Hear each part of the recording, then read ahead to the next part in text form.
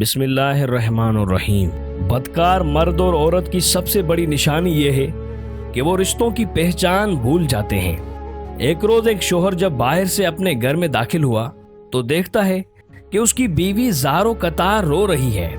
رونے کا سبب دریافت کیا تو بیوی کہنے لگی، ہمارے گھر کے پیڑ پر بیٹھنے والے پرندے بسا اوقات مجھے بلا شرعی حجاب اور بغیر پردے کے دیکھتے ہیں تو مجھے ڈر لگتا ہے کہ کہیں اس میں اللہ کی معصیت اور گناہ کا ارتکاب نہ ہوتا ہو، جس کا اگر مجھے ایک دن اللہ کے سامنے حساب دینا پڑ گیا تو میں کیا جواب دوں گی؟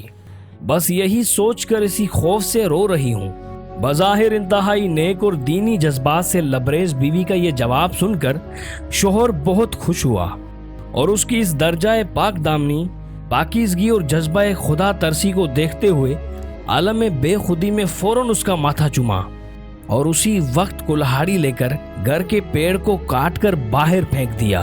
اس واقعے کے ایک ہی ہفتے بعد ایک روز وہ شوہر اپنے کام سے جلدی فارغ ہو کر اپنے نارمل وقت سے کچھ پہلے ہی گھر آ گیا تو کیا دیکھتا ہے کہ اس کی وہی پارسا بیوی اپنے عاشق کی باہوں میں لپٹی ہوئی سو رہی ہے۔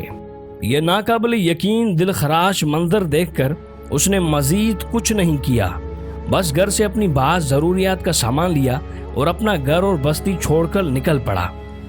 چلتے چلتے ایک دوسرے شہر تک پہنچ گیا جو بادشاہ وقت کا اپنا شہر تھا۔ وہاں دیکھا کہ امیر شہر کے محل کے ارد گرد کافی لوگ جمع ہیں۔ یہ منظر دیکھ کر جب اس نے اس بھیڑ کا سبب پوچھا تو لوگوں نے بتایا کہ بادشاہ سلامت کی تجروی چوری ہو گئی ہے۔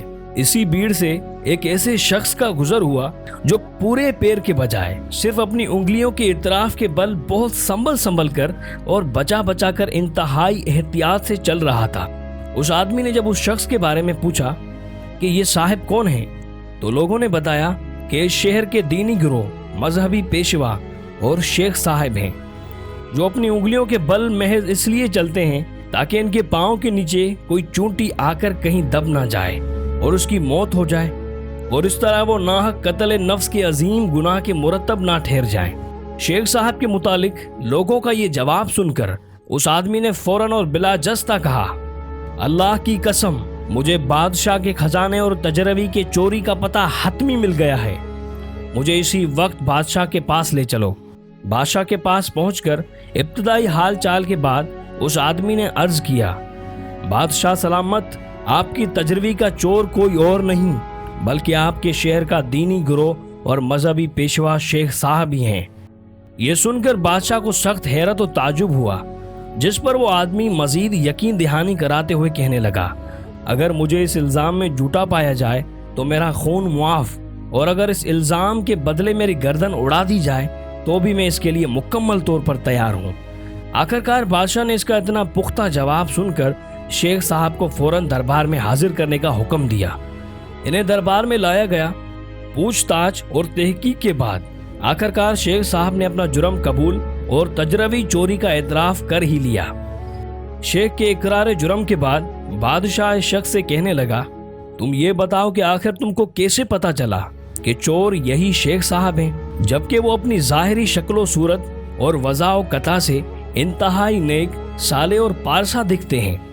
بادشاہ کے اس سوال کا جو قیمتی جواب اس آدمی نے اپنے سابقہ تجربات کی روشنی میں دیا، وہ جواب یہ تھا، جب بھی اظہار پارسائی میں مبالغہ آرائی ہو رہی ہو اور جہاں بھی نیکی اور فضائل کی بیان میں حد سے زیادہ دکھاوا نظر آئے تو آپ فوراً سمجھ لیں کہ وہاں ضرور کسی بڑے جرم اور گناہ کے چھپانے کی کوشش ہو رہی ہے۔ سچ ہے کہ صرف لباس پارسائی سے شرافت آ نہیں سکتی، شرافت نفس میں ہوگی تو انسان پارسا ہوگا۔ کردار کو کپڑوں میں چھپا رکھا ہے تو نے، کپڑوں کی طرح تو تیرا کردار نہیں ہے۔ اللہ رب العزت ہم سب کو ظاہر کے ساتھ ساتھ اپنے باطن کو بھی سنوارنے کی نیک توفیق نیز ہمیشہ سچی پارسائی اور حقیقی تقوی نصیب فرمائے۔ اگر آپ کو یہ کہانی اچھی لگی ہو تو ہمارے چینل کو ضرور سبسکرائب کریں اور بیل کے آئیکن کو ضرور پریس کریں تاکہ ہماری ہر نئی آنے والی ویڈیو آپ کو جلد سے جلد ملے۔ شکریہ۔